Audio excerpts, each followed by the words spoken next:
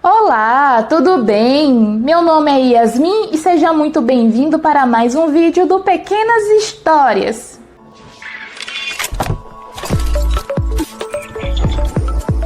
Atualmente, Roma é capital da Itália, mas na antiguidade foi polo cultural e econômico do Mediterrâneo, sendo também a capital de um vasto império.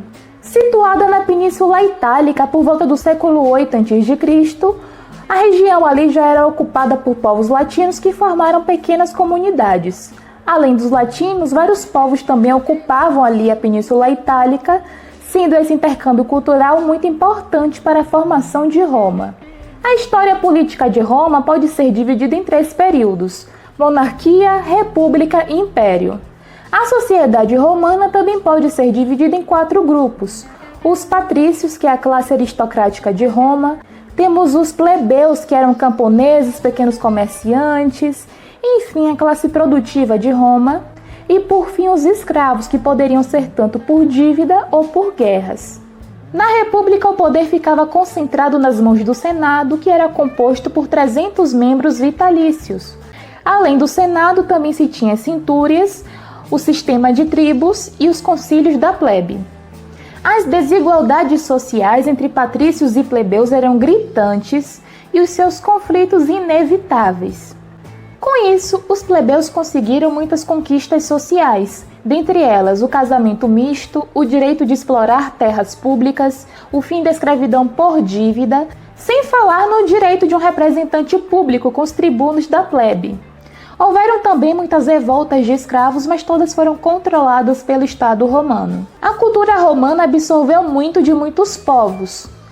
A religião tradicional romana era baseada no culto aos ancestrais, e o panteão romano era composto por muitos deuses gregos e do Oriente. A educação em Roma variava de acordo com a classe social. Os meninos mais ricos aprendiam latim, grego, aprendendo também sobre agricultura, astronomia, matemática, arquitetura, dentre outros assuntos, enquanto as mulheres, independente da classe social, eram criadas para serem boas esposas e boas mães. O casamento entre os mais ricos era tão comum quanto o divórcio. Politicamente, Roma estava em expansão. No século I a.C. já não era mais apenas uma cidade-estado, e sim uma potência em expansão pelas guerras de conquistas. Com a instabilidade da República e a crescente influência dos generais, Roma estava prestes a conhecer mudanças profundas.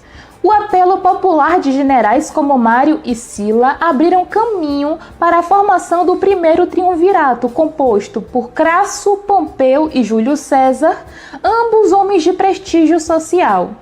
Com a morte de Crasso, a disputa de poder se concentra entre Pompeu e Júlio César, disputa essa na qual César sai vitorioso, acumulando inúmeros títulos, inclusive o de ditador vitalício de Roma. Aparentemente estava tudo dando certo para César, até que ele foi traído e assassinado pelo Senado romano.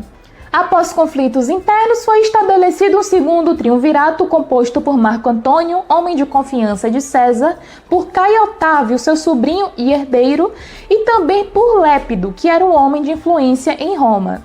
A paz entre eles durou pouco tempo, até porque Marco Antônio estabeleceu uma aliança política e amorosa com Cleópatra, que estava ameaçando invadir territórios pertencentes ao Império Romano. Instalou-se então um conflito entre Otávio e Marco Antônio, sendo que Otávio sai vitorioso, invadindo o Egito um ano depois. O Egito se torna província de Roma, Cleópatra e Marco Antônio são mortos, e Otávio se torna o primeiro imperador de Roma, com o título de Otávio Augusto. Durante o Império, Roma passa por um período de paz e tranquilidade, momento conhecido como Pax Romana. É o momento em que a política expansionista dá uma freada, fomentando o comércio e intercâmbio cultural. É nesse momento também que se instala a política de pão e circo, no qual, em todo momento de instabilidade política, metia-se lá jogos de gladiadores, perseguição aos cristãos, enfim, a galera sendo morta lá no Coliseu, e dava-se também pão e água para os espectadores. Foram no total 4 dinastias de imperadores que governavam muito bem até o século II depois de Cristo. A partir do século II, o império começa a entrar em declínio E a crise econômica ficou basicamente por conta da escassez de mão de obra escrava. Afinal, não se tinha mais conquistas e não se tinha mais escravizados. A fonte estava secando. Em 330, o imperador Constantino transfere a capital da Península Itálica para o Oriente, na região de Constantinopla, que hoje está Istambul, na Turquia. É Constantino também que dá liberdade de culto em Roma, beneficiando principalmente os cristãos, já que eles eram bastante perseguidos até então. Já o imperador Teodósio transforma o cristianismo em religião oficial do império. Teodósio também que divide Roma em duas, a Roma Ocidental, com a capital na Península Itálica, e a Roma Oriental, com a capital em Constantinopla. As crises, contudo, não pararam e a ruralização foi inevitável, sem falar nas invasões de povos estrangeiros chamados bárbaros. Tudo isso culminou para a queda da Roma Ocidental no século V d.C., marcando o fim da Antiguidade Clássica e o início da Idade Média na Europa. Lembrando também que a Roma Oriental, com sede em Constantinopla, só vai cair no século XV d.C. É isso, eu espero que você tenha gostado desse vídeo. Se gostou, deixa o seu like, se inscreve no canal se você ainda não é inscrito, aproveita e ativa o sininho para receber todas as notificações de todos os vídeos novos, não perca nada. Um beijo e até a próxima!